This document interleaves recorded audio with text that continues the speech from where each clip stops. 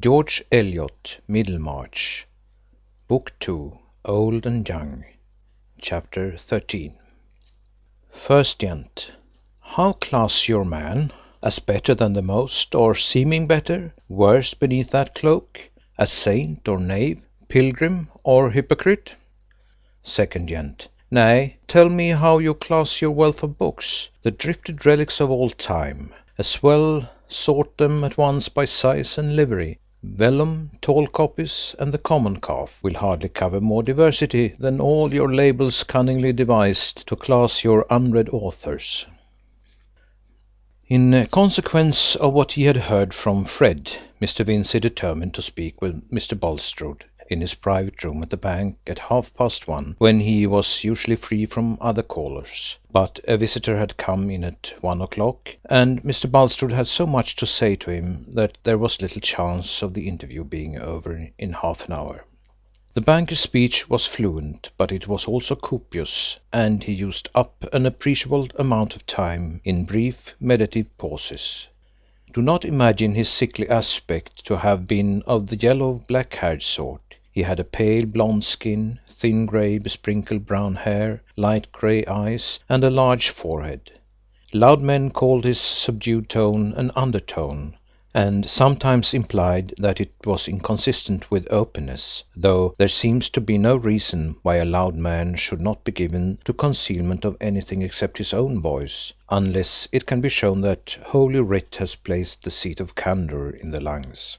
Mr. Bulstrode had also a deferential bending attitude in listening, and an apparently fixed attentiveness in his eyes, which made those persons who thought themselves worth hearing infer that he was seeking the utmost improvement from their discourse. Others, who expected to make no great figure, disliked this kind of moral lantern turned on them. If you are not proud of your cellar, there is no thrill of satisfaction in seeing your guest hold up his wine-glass to the light and look judicial.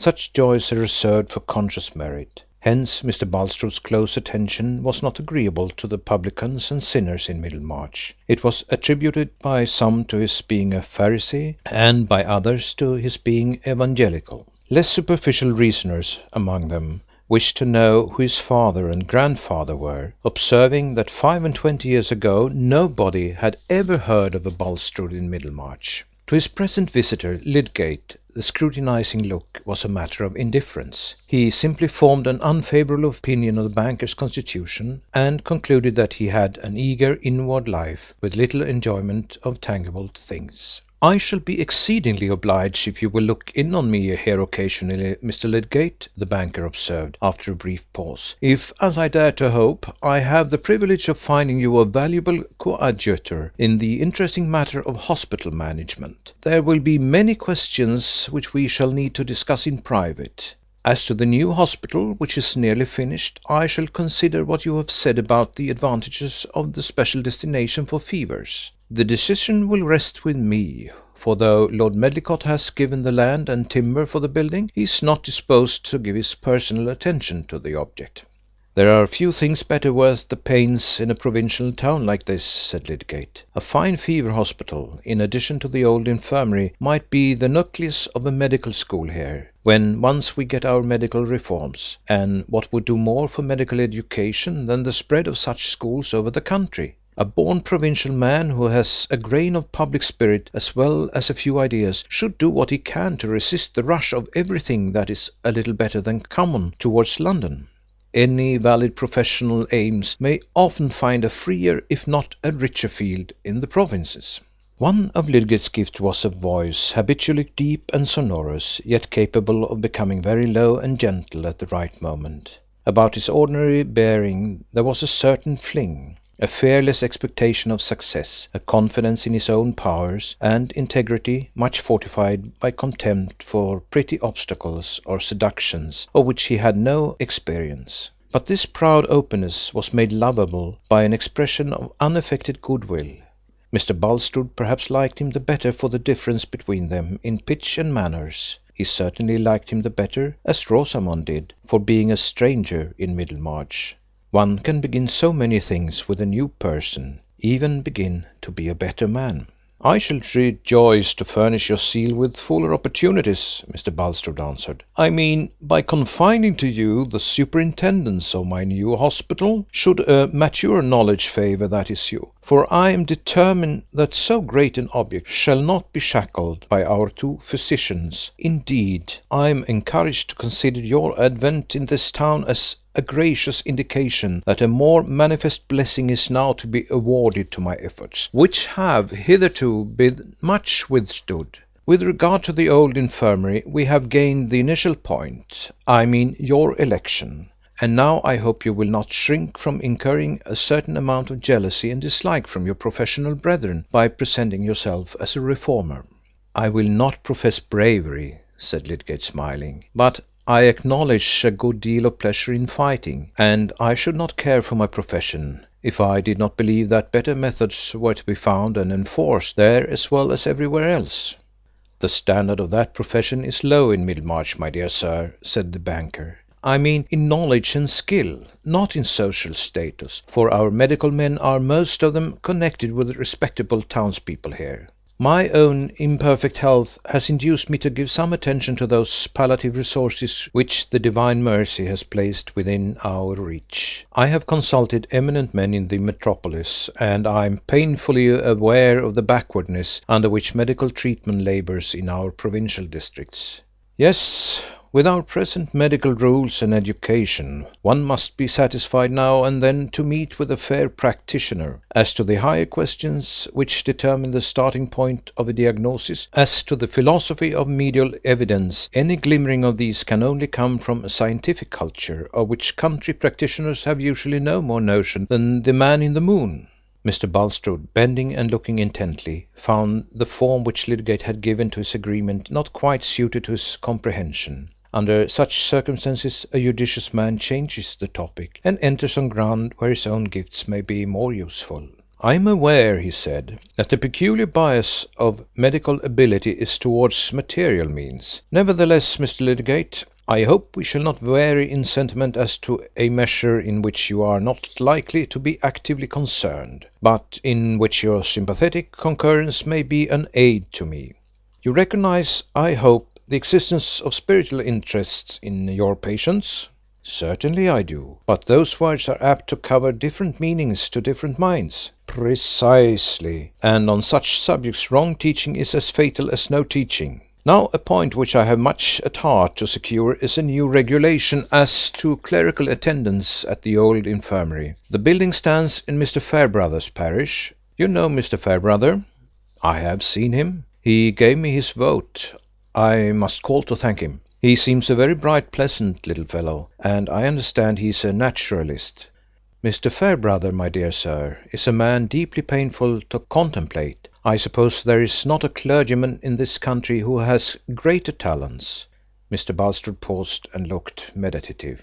I have not yet been pained by finding any excessive talent in Middlemarch, said Lydgate bluntly. What I desire, Mr. Bulstrode continued, looking still more serious, is that Mr. Fairbrother's attendance at the hospital should be superseded by the appointment of a chaplain, of Mr. Tyke in fact, and that no other spiritual aid should be called in. As a medical man I could have no opinion on such point unless I knew Mr. Tyke, and even then I should require to know the cases in which he was applied. Lydgate smiled, but he was bent on being circumspect. Of course you cannot enter fully into the merits of this measure at present, but here Mr. Bulstrode began to speak with a more chiselled emphasis. The subject is likely to be referred to the medical board of the infirmary, and what I trust I may ask of you is that, in virtue of the cooperation between us which I now look forward to, you will not, so far as you are concerned, be influenced by my opponents in this matter. I hope I shall have nothing to do with clerical disputes, said Lydgate. The path I have chosen is to work well in my own profession. My responsibility, Mr. Lydgate, is of a broader kind. With me, indeed, this question is one of sacred accountableness, whereas with my opponents I have good reason to say that it is an occasion for gratifying a spirit of worldly opposition. But I shall not therefore drop one iota of my convictions, or cease to identify myself with the truth which an evil generation hates. I have devoted myself to this object of hospital improvement, but I will boldly confess to you, Mr. Lydgate, that I should have no interest in hospitals if I believed that nothing more was concerned therein than the cure of mortal diseases. I have another ground of action, and in the face of persecution I will not conceal it." Mr. Bulstrode's voice had become a loud and agitated whisper as he said the last words. "There we certainly differ," said Lydgate, but he was not sorry that the door was now opened and Mr. Vincy was announced. That florid, sociable personage was become more interesting to him since he had seen Rosamond. Not that, like her, he had been weaving any future in which their lots were united, but a man naturally remembers a charming girl with pleasure, and is willing to dine where he may see her again. Before he took leave, Mr. Vincy had given that invitation which he had been in no hurry about, for Rosamond at breakfast had mentioned that she thought her uncle Featherstone had taken the new doctor into great favour. Mr. Bulstrode, alone with his brother-in-law, poured himself out a glass of water and opened a sandwich box. "I cannot persuade you to adopt my regimen, Vincy." "No, no, I've no opinion of that system. Life wants padding," said Mr. Vincy, unable to omit his portable theory. "However," he went on, accenting the word, as if to dismiss all irrelevance, "what I came here to talk about was a little affair of my young scapegrace Fred's." "That is a subject on which you and I are likely to take quite as different views as on diet, Vincy." "I hope not this time." Mr. Vincy was resolved to be good-humoured. "The fact is, it's about a whim of old Featherstone's. Somebody has been cooking up a story out of spite, and telling it to the old man to try to set him against Fred. He's very fond of Fred, and is likely to do something handsome for him. Indeed, he has as good as told Fred that he means to leave him his land, and that makes other people jealous." "Vincy, I must repeat that you will not get any concurrence from me as to the course you have pursued with your eldest son. It was entirely from worldly vanity that you destined him for the church. With a family of 3 sons and 4 daughters, you were not warranted in devoting money to an expensive education which has succeeded in nothing but in giving him extravagant idle habits. You are now reaping the consequences." To point out other people's errors was a duty that Mr. Bulstrode rarely shrank from, but Mr. Vincy was not equally prepared to be patient. When a man has the immediate prospect of being mayor, and is ready, in the interests of commerce, to take up a firm attitude on politics generally, he has naturally a sense of his importance to the framework of things, which seems to throw questions of private conduct into the background. And this particular reproof irritated him more than any other. It was eminently superfluous to him to be told that he was reaping the consequences. But he felt his neck under Bulstrode's yoke, and though he usually enjoyed kicking, he was anxious to refrain from that relief. "As to that, Bulstrode, it's no use going back. I'm not one of your pattern men, and I don't pretend to be. I couldn't foresee everything in the trade. There wasn't a finer business in Middlemarch than ours, and the lad was clever. My poor brother was in the church, and would have done well, had got preferment already, but that stomach fever took him off, else he might have been a dean by this time. I think I was justified in what I tried to do for Fred. If you come to religion, it seems to me a man shouldn't want to carve out his meat to an ounce beforehand. One must trust a little to Providence, and be generous. It's a good British feeling to try and raise your family a little. In my opinion, it's a father's duty to give his sons a fine chance." "I don't wish to act otherwise than as your best friend, Vincy, when I say that what you have been uttering just now is one mass of worldliness and inconsistent folly." "Very well," said Mr. Vincy, kicking in spite of resolutions. "I never profess to be anything but worldly, and what's more, I don't see anybody else who's not worldly. I suppose you don't conduct business on what you call unworldly principles. The only difference I see is that one worldliness is a little bit honester than another."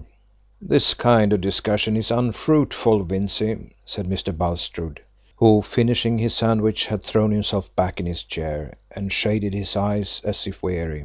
You had some more particular business. Yes, yes. The long and short of it is somebody has told old Featherstone, giving you as the authority, that Fred has been borrowing or trying to borrow money on prospect of his land. Of course you never said any such nonsense, but the old fellow will insist on it that Fred should bring him a denial in your handwriting. That is just a bit of note saying you don't believe a word of such stuff, either of his having borrowed or tried to borrow in such a fool's way. I suppose you can have no objection to that? Pardon me, I have an objection. I am by no means sure that your son, in his recklessness and ignorance, I will use no severer word, has not tried to raise money by holding out his future prospects, or even that someone may not have been foolish enough to supply him on so vague a presumption. There is plenty of such lax money lending as of other folly in the world. But Fred gives me his honour that he has never borrowed money on the pretence of any understanding about his uncle's land. He is not a liar. I don't want to make him better than he is. I have blown him up well. Nobody can say I wink at what he does. But he is not a liar. And I should have thought, but I may be wrong, that there was no religion to hinder a man from believing the best of a young fellow, when you don't know worse. It seems to me it would be a poor sort of religion to put a spoke in his wheel by refusing to say you don't believe such harm of him as you've got no good reason to believe. I am not at all sure that I should be befriending your son by smoothing his way to the future possession of Featherstone's property.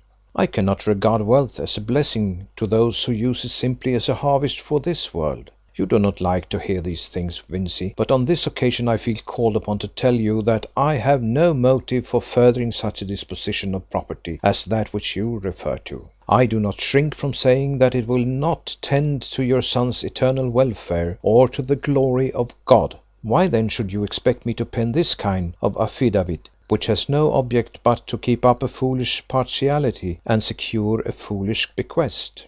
If you mean to hinder everybody from having money but saints and evangelists, you must give up some profitable partnerships, that's all I can say." Mr. Vincy burst out very bluntly. "It may be for the glory of God, but it is not for the glory of the Middlemarch trade. That Plymdale's house uses those blue and green dyes it gets from the brassing manufactory. They rot the silk, that's all I know about it. Perhaps if other people knew so much of the profit went to the glory of God, they might like it better, but I don't mind so much about that. I could get up a pretty row if I chose." Mr. Bulstrode paused a little before he answered. "You pain me very much by speaking in this way, Vincy. I do not expect you to understand my grounds of action. It is not an easy thing even to thread a path for principles in the intricacies of the world, still less to make the thread clear for the careless and the scoffing. You must remember, if you please, that I stretch my tolerance towards you as my wife's brother, and that it little becomes you to complain of me as withholding material help towards a worldly position for your family. I must remind you that it is not your own prudence or judgment that has enabled you to keep your place in the trade." "Very likely not. But you have been no loser by my trade yet," said Mr. Vincy, thoroughly nettled, a result which was seldom much retarded by previous resolutions. "And when you married Harriet, I don't see how you could expect that our families should not hang by the same nail. If you've changed your mind and want my family to come down in the world, you'd better say so. I've never changed. I'm a plain churchman now, just as I used to be before doctrines came up. I take the world as I find it, in trade and everything else. I'm content to be no worse than my neighbours. But if you want us to come down in the world, say so. I shall know better what to do then. Of this letter about your son? Well, whether or not I consider it very unhandsome of you to refuse it, such doings may be lined with religion, but outside they have a nasty dog-in-the-manger look. You might as well slander Fred. It comes pretty near to it when you refuse to say you didn't set a slander going. It's this sort of thing, this tyrannical spirit, wanting to play bishop and banker everywhere. It's this sort of thing makes a man's name stink." "Vincy, if you insist on quarrelling with me, it will be exceedingly painful to Harriet as well as myself," said Mr. Bulstrode, with a trifle more eagerness and paleness than usual. "I don't want to quarrel. It's for my interest, and perhaps for yours too, that we should be friends. I bear you no grudge. I think no worse of you than I do of other people. A man who half starves himself and goes the length in family prayers and so on that you do, believes in his religion whatever it may be, you could turn over your capital just as fast with cursing and swearing. Plenty of fellows do. You like to be master, there's no denying that. You must be first chop in heaven, else you won't like it much. But you're my sister's husband, and we ought to stick together. And if I know Harriet, she'll consider it your fault if we quarrel, because you strain at a gnat in this way, and refuse to do Fred a good turn. And I don't mean to say I shall bear it well. I consider it unhandsome." Mr. Vincy rose, began to button his great coat, and looked steadily at his brother-in-law, meaning to imply a demand for a decisive answer. This was not the first time that Mr. Bulstrode had begun by admonishing Mr. Vincy, and had ended by seeing a very unsatisfactory reflection of himself in the coarse unflattering mirror which that manufacturer's mind presented to the subtler lights and shadows of his fellow men. And perhaps his experience ought to have warned him how the scene would end. But a full-fed fountain will be generous with its waters even in the rain, when they are worse than youthless, and a fine fount of admonition is apt to be equally irrepressible. It was not in Mr. Bulstrode's nature to comply directly in consequence of uncomfortable suggestions. Before changing his course, he always needed to shape his motives and bring them into accordance with his habitual standard. He said at last: "I will reflect a little, Vincy. I will mention the subject to Harriet. I shall probably send you a letter." "Very well. As soon as you can, please. I hope it will all be settled before I see you tomorrow." End of chapter 13 of Middlemarch by George Eliot. Read by Lars Rolander.